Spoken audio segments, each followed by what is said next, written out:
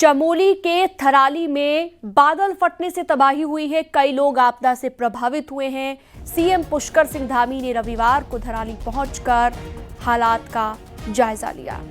राहत बचाव कार्य में तेजी लाने के आदेश दिए गए हैं।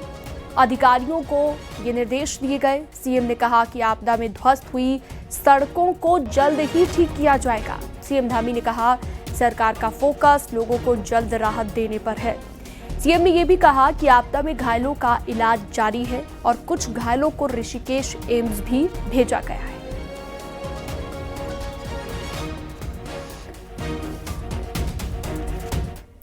इससे पहले सीएम ने धराली के कुलसारी राहत शिविर का जायजा भी लिया। यहां पर सीएम पुष्कर धामी ने आपदा प्रभावितों से मुलाकात की और सीएम ने आपदा प्रभावित 30 से ज्यादा लोगों को 5-5 लाख रुपए के मुआवजे के चेक भी दिए। सरकार मृतकों के परिवार वालों और आपदाग्रस्त क्षेत्रों में पूर्ण रूप से क्षतिग्रस्त मकानों के लिए 5-5 लाख की सहायता दे रही है। वहीं सीएम धामी ने कहा कि आपदा की इस घड़ी में सरकार लोगों के साथ खड़ी है और लोगों को हर संभव मदद दी जा रही है। सीएम ने कहा कि सरकार का पहला फोकस सारी व्यवस्थाओं को पटरी पर लाने का है। ये मुख्यमंत्री की ओर से कहा गया। कि आपदा में काफी नुकसान हुआ है, जान माल की बड़ी क्षति हुई है। रेल लाइनें भी ध्वस्त हुई हैं, सड़कें पूरी तरह से आपदा की चपेट में आ गई, मकान आ गए हैं, लोग आ गए हैं।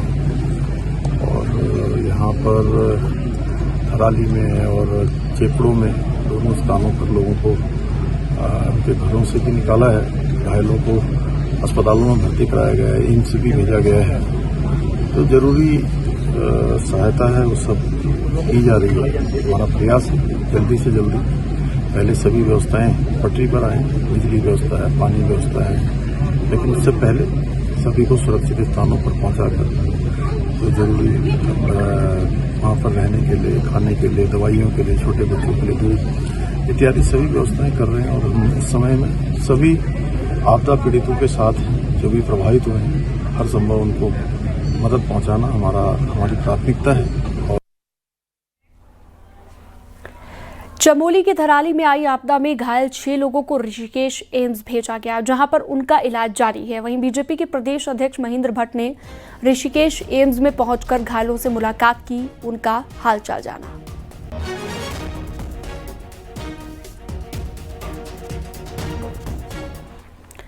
चमोली में बादल फटने से भारी नुकसान हुआ है और हर तरफ मलबा ही मलबा दिखाई दे रहा है। यहाँ के स्कूलों को भारी नुकसान पहुंचा है और आपदा में यहाँ का मंदिर पूरी तरह से सुरक्षित है। थराली में हालात का जायजा लिया न्यूज़ 18 संवाददाता नितिन सेमवाल ने। थराली में किस तरीके से हालात बिगड़े हुए हैं आप ये तस्वीरों में देखिए। ये एक विद्यालय जो हम आपको बार बार दिखा रहे हैं तस्वीरों में, इस विद्यालय की दशा बहुत ज्यादा खराब इस समय हो चुकी है। मलबा और पत्थर आने की वजह से ये पूरा क्षतिग्रस्त हो चुका है। यहाँ के अध्यापक भी यहाँ पे मौजूद हैं।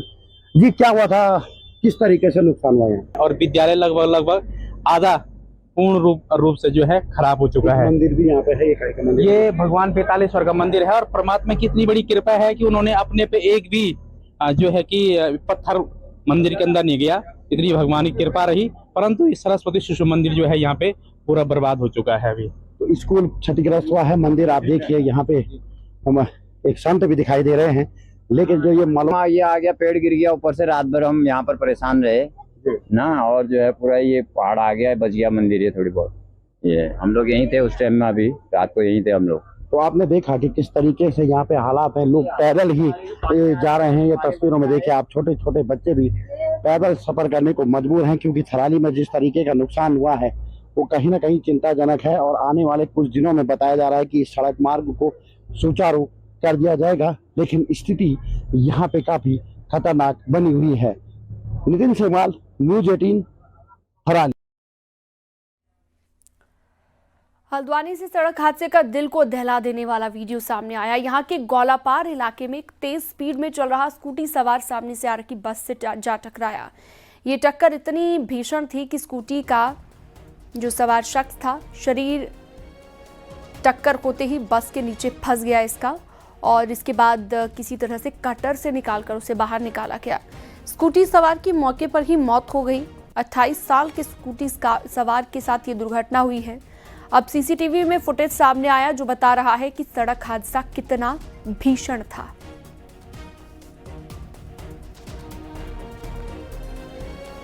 तो देख सकते हैं आप कैसे सामने से तेज रफ्तार स्कूटी आ रही होती है और बस के नीचे स्कूटी सवार शख्स फंस जाता है। तो तेज रफ्तार में यह हादसा हुआ है।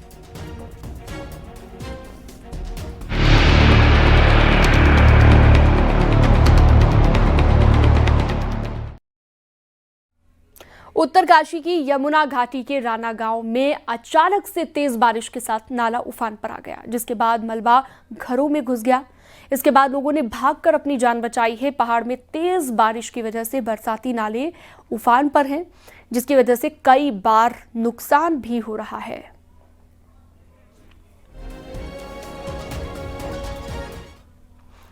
उत्तरकाशी के प्रसिद्ध डोडीताल ट्रैक के पहले पड़ाव संगम चट्टी में भी बरसात का कहर देखने को मिला।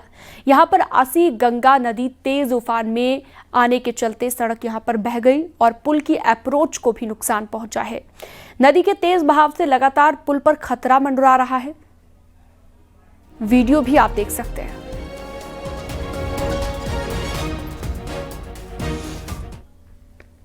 उत्तरकाशी में आपदा के चलते गंगोत्री यमुनोत्री हाईवे लगातार बंद चल रहे हैं। गंगोत्री हाईवे धराली आपदा के चलते 19 दिन से लगातार बंद है। इसके अलावा कई गांवों को जोड़ने वाली 19 ग्रामीण लिंक मार्ग बंद हैं, जिससे ग्रामीणों को भारी परेशानी का सामना करना पड़ा। वहीं जानकी चट्टी में फंसे हुए पर्यटकों को निकाला गया, जिसमें एक महाराष्ट्र, एक तमिलनाडु और 3 आंध्र प्रदेश से थे।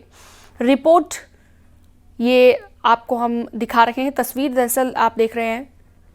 19 ग्रामीण सड़कें बंद हैं।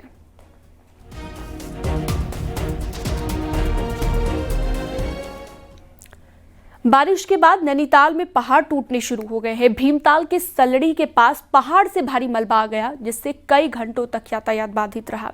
इसके साथ ही नैनीताल कालाढूंगी रोड खुरपाताल के पास टूट गई है। सड़क को बड़ा हिस्सा सड़क का जो है टूटने की वजह से हाईवे पर खतरा बन गया। सिर्फ हाईवे ही नहीं बल्कि नैनीताल के ग्रामीण सड़कों का हाल भी खराब उनका है। बजून अधौड़ा सड़क कई स्थानों पर हादसों को दावत दे रही है। तो 5 परिवारों के लिए आपदा जैसे हालात बने हुए हैं। यहाँ पर चट्टान का बड़ा हिस्सा लगातार गिर रहा है, जिससे नीचे 5 परिवारों को इससे खतरा बन गया है। हालांकि सड़क को खोला जरूर गया है, मगर इन घरों में आपदा का खतरा धराली और धराली जैसा हो गया है। बनने पे इन्होंने रोड तो खोल दी, 1 साल से इस पे कुछ काम नहीं हुआ। नीचे आप देखिए मकान है, मकान पे बिल्कुल मलबा आ चुका है। इनसे जाल डालने को कहा तो इन्होंने 5-6 जाल डाले, उसके बाद बुने हुए जाल वापस ले गए ये कह के कि हमारे पास पैसा नहीं है। जब यहाँ कोई बड़ी घटना हो जाएगी तब प्रशासन चेतेगा। बढ़ते हैं आगे। उत्तरकाशी के हर्षिल से अच्छी खबर है। यहाँ पर बनी हुई झील का जलस्तर 5 से 6 फीट कम हुआ है। गंगोत्री हाईवे का 100 मीटर हिस्सा अभी भी झील में डूबा हुआ है। वहीं एक पोकलेन मशीन अभी भी झील में फंसी हुई है। जलस्तर कम होने के बाद ये मशीन निकल पाएगी। फिलहाल कोशिश जारी है। उम्मीद ये की जा रही है कि अगले कुछ दिन में झील का जलस्तर गंगोत्री हाईवे से नीचे आ जाएगा। पहाड़ों पर बारिश की वजह से ऋषिकेश में गंगा का जलस्तर लगातार बढ़ता जा रहा है। ऋषिकेश में गंगा चेतावनी स्तर से ऊपर बह रही है, जिसके बाद पुलिस लोगों को अलर्ट कर रही है। गंगा नदी के किनारों से दूर रहने को कहा गया है। इसके साथ ही निचले इलाकों में बाढ़ का खतरा बढ़ गया है। इसके बाद बाढ़ चौकियों को अलर्ट किया गया है। साल 2024 में NDMA यानी कि नेशनल डिजास्टर मैनेजमेंट अथॉरिटी ने 13 ग्लेशियर झील को संवेदनशील मानते हुए इनसे बड़े खतरे का अंदेशा जताया था। लेकिन आपको जानकर हैरानी होगी कि प्रदेश की सिर्फ चमोली की वसुधारा झील को छोड़कर दूसरी किसी झील का सर्वे आपदा प्रबंधन प्राधिकरण नहीं करवा पाया है। देखिए,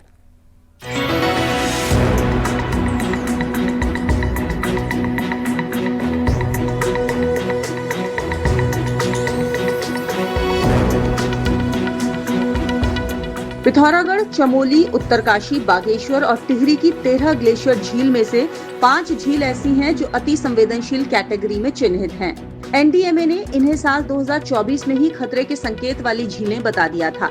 खासकर चमोली की 1 और पिथौरागढ़ की 4 हाई रिस्क कैटेगरी में चिन्हित हैं। चमोली की वसुधारा झील का सर्वे हो चुका है, जिसकी रिपोर्ट में 40 मीटर गहरी, 900 मीटर लंबी और 600 मीटर चौड़ी इस झील से 2 जगह से पानी के रिसाव का पता चला है। मगर बाकी झीलों का क्या स्टेटस है, ये आज भी अधर में है। जहां हम नहीं जा पाएंगे वहां पे अन्य संस्थान है, उनको भेजने की कार्रवाई की जा रही है। सब पे नजर रखी जा रही है। जाने के अलावा भी कुछ विकल्प होते हैं, उस पर भी काम किया जा रहा है। सैटेलाइट इमेजेस के माध्यम से वहाँ पे हम देखते रहते हैं, उसका एनालिसिस करते रहते हैं कि कहाँ पे झील के आकार में परिवर्तन हो रहा है, कहाँ पे चेंजेस हो रहे हैं, उसको देखते हुए कार्रवाई की जाती है। उत्तराखंड राज्य आपदा प्रबंधन प्राधिकरण, उत्तराखंड भूस्खलन प्रबंधन एवं न्यूनीकरण केंद्र, वाडिया हिमालय भूविज्ञान संस्थान समेत कई विशेषज्ञ झीलों के सर्वे में शामिल होते हैं। जियोलॉजिस्ट बताते हैं कि सर्वे इसलिए जरूरी है कि आपदा आने से पहले वहां की जियोग्राफिकल कंडीशन के बारे में पता रहे और नुकसान के आकलन से लेकर आपदा से बचाव के लिए भी कदम उठाए जा सकें।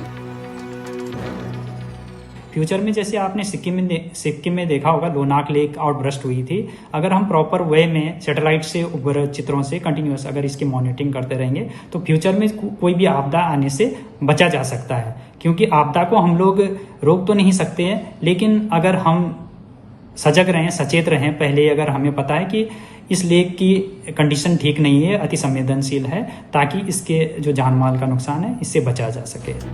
चमोली की वसुधारा, उत्तरकाशी की केदारताल, बागेश्वर की नागकुंड, टिहरी की मासुरी ताल और पिथौरागढ़ की मबांग, प्यूग्रू और 4 अन्य झीलें ऐसी हैं जो कभी भी खतरा बन सकती हैं। ऐसे में इन झीलों का पता चलने के 1 साल बाद आपदा प्रबंधन प्राधिकरण की सुस्ती अब टूटना जरूरी है। न्यूज़ 18 के लिए देहरादून से भारती सुकलानी उनियाल की रिपोर्ट।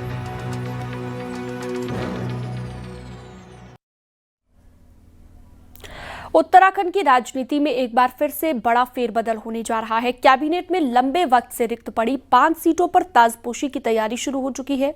मुख्यमंत्री पुष्कर धामी पहले ही इसके संकेत भी दे चुके हैं। चुनाव से ठीक 1.5 साल पहले होने जा रहे इस विस्तार के बड़े राजनीतिक मायने भी हैं।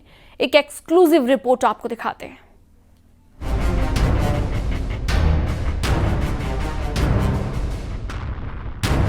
धामी सरकार अब अपने अगले पॉलिटिकल मिशन 2027 की तैयारी में है और जिसकी शुरुआत कैबिनेट विस्तार से होगी।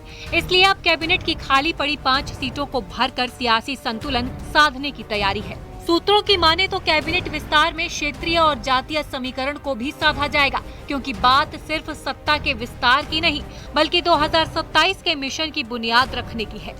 वर्तमान कैबिनेट में चंपावत को छोड़ दें तो सीमांत जिलों जैसे उत्तरकाशी, पिथौरागढ़ और चमोली को प्रतिनिधित्व नहीं मिला है। चुनावी लिहाज से बेहद अहम है कि 11 विधानसभा सीटों वाला हरिद्वार जिले को भी कैबिनेट में प्रतिनिधित्व नहीं है। वहीं विधानसभा की 10 सीटों वाले उधम सिंह नगर से भी सिर्फ 1 मंत्री कैबिनेट में है। चुनावी जीत हार के लिहाज से ये दोनों जिले अहम माने जाते हैं। केंद्र से अप्रूवल की आवश्यकता है। जब तक केंद्र हमको अनुमति नहीं करता है तब तक हम इसको कर नहीं पाएंगे, वरना सरकार की लगातार तैयारियां हैं, पहले से ही तैयार हैं। कोई आज नई बात नहीं है, चर्चा वार्ता होती रहती है, किसको लाना है, क्या करना है, ये बात का विषय है। पहले तो नीतिगत तय होना है कि कैबिनेट विस्तार कब किया जाए। तो मैं समझता हूँ समय आ रहा है और संभवतः सितंबर में, ऐसा मुझे लगता है, इस पर अंतिम निर्णय। दरअसल विभाग चुनाव में अब महज 18 महीने का समय बचा है। ऐसे में कैबिनेट विस्तार महज 5 लहरों की नियुक्ति भर नहीं बल्कि ये धामी सरकार की दूसरी पारी का पॉलिटिकल टर्निंग पॉइंट भी हो सकता है। बीजेपी इस विस्तार के जरिए सत्ता के अंदर संतुलन और बाहर की राजनीति दोनों को साधने की कोशिश में है। 2027 के चुनाव आने वाले हैं और अब हम 6 महीने के बाद सीधे चुनाव में लग जाएंगे। उससे पहले यदि माननीय मुख्यमंत्री चाहें तो विस्तार कर सकते हैं, काम बांटा जा सकता है और जब काम बंटेगा तो पूरी तरह से विकास की गतिविधियां भी बढ़ेगी और जो हमारा लक्ष्य है 2027 का वो भी पूरा हो।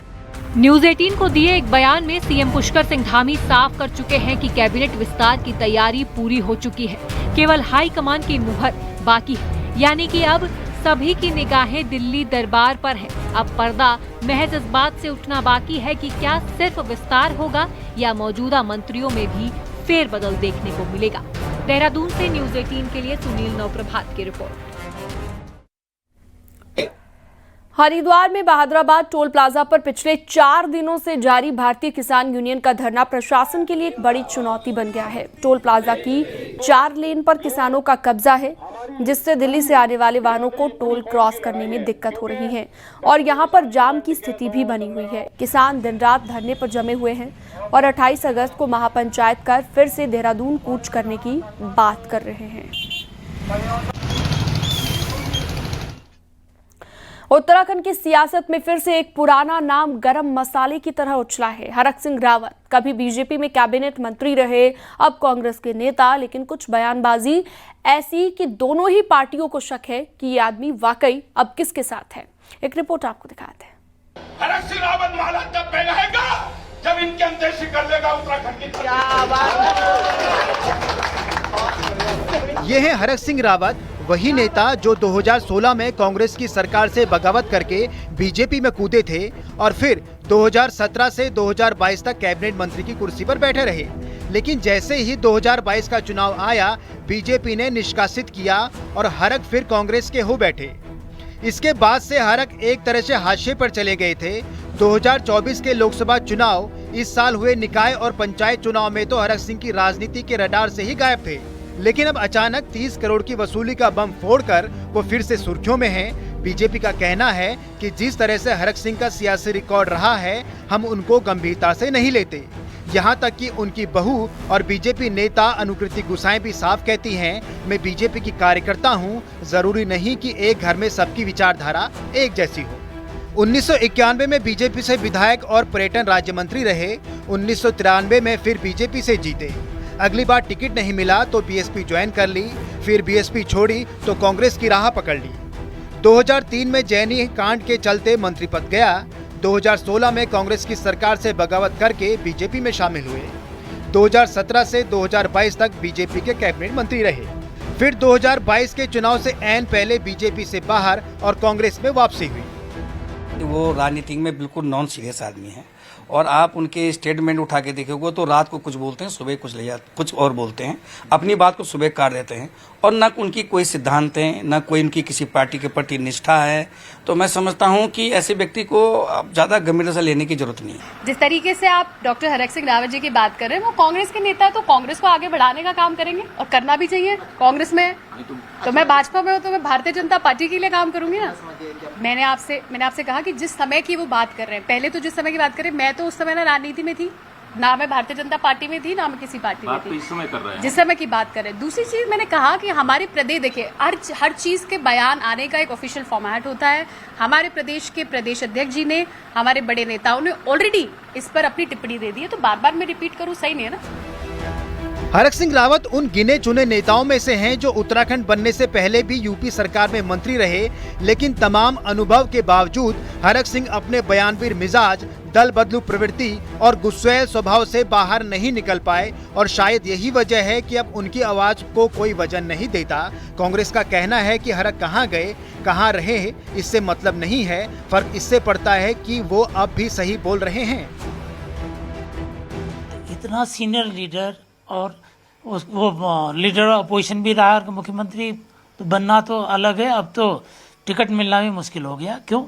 इसलिए कि उनका जो टेम्परामेंट है, जो तत्काल उनको उबाल आता है, गुस्सा आता है और वो जो सहन नहीं कर पाते, वो पेशेंस नहीं है, धैर्य नहीं है और गुस्सा है। इसकी वजह से क्या, जहाँ रहते हैं गुस्सा आता छोड़ जाते हैं, दलीय निष्ठा भी नहीं है ना, गुस्सा आता छोड़ जाते हैं और फिर दूसरी जगह भी आता गुस्सा आता छोड़ जाते हैं। हरक सिंह रावत की सियासत अब उस मोड़ पर खड़ी है जहां उनकी बात पर ना बीजेपी भरोसा कर रही है, ना कांग्रेस पूरी तरह संतुष्ट दिखाई दे रही है। हरक क्या आरोप लगा रहे हैं ये तो चर्चाओं में है ही, असली सवाल ये भी है कि अब उनकी बात का वजन कितना बचा है। न्यूज 18 के लिए देहरादून से सुनील नवप्रभात की रिपोर्ट। और अब आपको दिखाते हैं पहाड़ की 10 बड़ी खबरें। हरिद्वार के अस्पताल में युवती की मौत के बाद परिजनों ने अस्पताल की जमकर तोड़फोड़ की, गलत इलाज से मौत का आरोप लगाया। प्रशासन ने जांच के बाद अस्पताल को सील किया। विकासनगर के खुशहालपुर में चल रहे मदरसे में अब फिर से कई सवाल खड़े हो रहे हैं। अब हिंदू संगठन का आरोप ये है कि मदरसे को खुलवाने के लिए कोर्ट को गुमराह करते हुए गलत दस्तावेज बनाए गए हैं।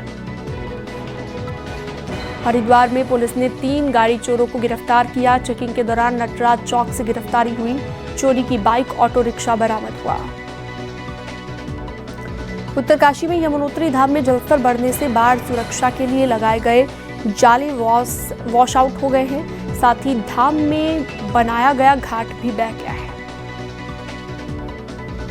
हरिद्वार के जलाराम आश्रम पर कब्जा होने और भूमाफियाओं को संरक्षण देने का बीजेपी पार्षद पर आरोप लगा है, जिस पर पार्षद ने भी सफाई दी और आरोपों को निराधार बताया है। पिथौरागढ़ में कांग्रेस ने कानून व्यवस्था के मुद्दे पर प्रदेश सरकार के खिलाफ प्रदर्शन किया। इस मौके पर कांग्रेसियों ने पुतला जलाकर अपने गुस्से का इजहार भी किया है। रानीखेत का गोविंद सिंह माहरा राजकीय चिकित्सालय का भवन खतरे की जद में है। बारिश से अस्पताल को खतरा पहुंचा है। अस्पताल के जनरल वार्ड और महिला सर्जिकल वार्ड को बंद किया गया। उत्तरकाशी के बाड़ागड्डी क्षेत्र में फुलाई मेला धूमधाम से मनाया गया है। मेले में बाड़ागड्डी पट्टी के 12 गांव के ग्रामीणों ने करीब 10 क्विंटल दूध से दुग्धाभिषेक किया है। अल्मोड़ा में ऐतिहासिक नंदा देवी मेला 28 अगस्त से शुरू होगा, जिसके लिए तैयारियां जोरों पर है। मंदिर समिति ने मेले के पोस्टर को लॉन्च किया है। पिथौरागढ़ में ऐतिहासिक मोस्टा मानू मेले की तैयारियां तेज हो गई हैं। डीएम विनोद गोस्वामी ने मेले की तैयारियों को लेकर अधिकारियों के साथ एक मीटिंग की है। स्पोर्ट्स के क्षेत्र में खेल प्रेमियों के लिए एक अच्छी खबर। भारत आइस स्केटिंग के खेलों में अब ओलंपिक के साथ वर्ल्ड कप के लिए भी क्वालिफाई हो गया है और ये इतिहास रचा गया है देहरादून में। आखिर पूरा मामला आपको रिपोर्ट में दिखाते हैं।